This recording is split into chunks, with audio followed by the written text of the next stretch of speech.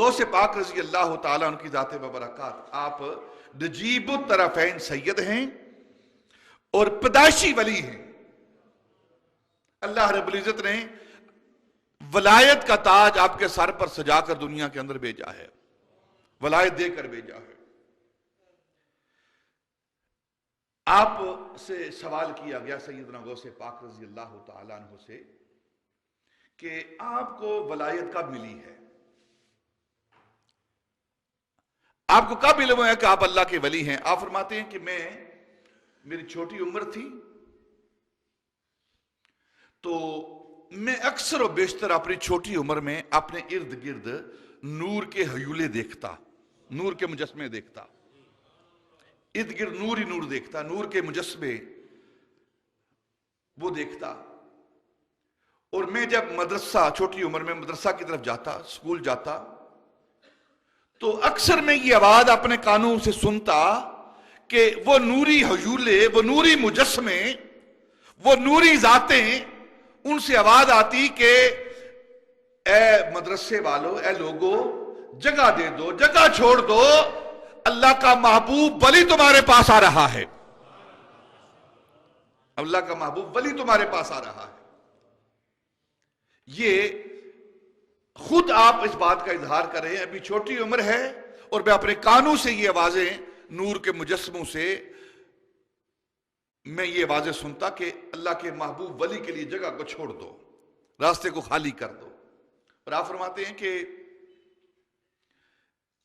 بہت سارے شواہد اور بھی میرے بچپن میں مجھے معلوم ہوئے کہ اللہ رب العزت نے یہ نعمت مجھے عطا فرمائی ہے۔ آپ فرماتے ہیں کہ ایک دن گیلان کے بچے، میں باہر نکلا اپنے گھر سے تو وہ بچے جمع ہو گئے، کہنے لگے عبد القادر آؤ کھیلتے ہیں، کھیلتے ہیں۔ تو میں نے کہا کہ ہم اس دنیا میں کھیلنے کے لیے نہیں آئے، ہماری پیدائش کا مقصد، دنیا میں آنے کا مقصد وہ کھیل کود نہیں ہے، بلکہ ہم اللہ رب العزت کی عبادت کے لیے یہاں آئے ہیں۔ دیکھیے پیدا ہو رہے ہیں، چھوٹی عمر ہے، پھر بھی یہ معرفت حاصل ہے، قرآن کا علم حاصل ہے۔ وَمَا خَلَقْتُ الْجِنَّ وَالْإِنسَ إِلَّا لِيَعْبُدُونَ۔ اللہ فرماتا ہے کہ ہم نے جنوں اور انسانوں کو اس لیے پیدا کیا ہے تاکہ وہ ہماری عبادت کریں، وہ ہماری معرفت حاصل کریں۔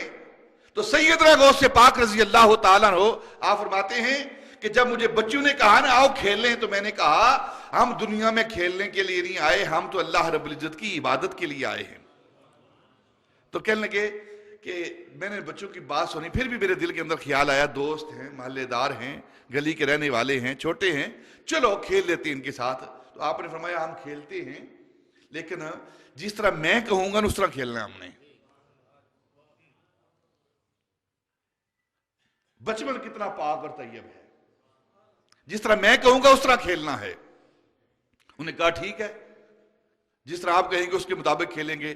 آپ نے فرمایا کہ تم پیچھے اکٹھے ہو جاؤ، میں آگے لگتا ہوں، اور میں آگے آپ کے ہوں گا اور میں کہوں گا لا الہ، اور آپ نے کہنا ہے الا اللہ۔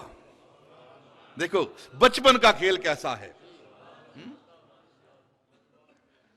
اب سیدنا غوث پاک رضی اللہ تعالیٰ شیخ عبد القادر جیلانی، بچپن ہے، چھوٹی عمر ہے، بچوں کے ساتھ کھیل رہے ہیں، گیلان کی گلیوں میں کھیل رہے ہیں۔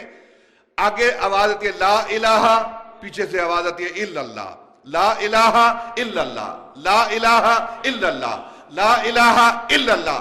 اب ابتدا یہ ہو رہی ہے، جس کی ابتدا لا الہ الا اللہ سے ہو رہی ہے، اس کی انتہا کیسی ہوگی؟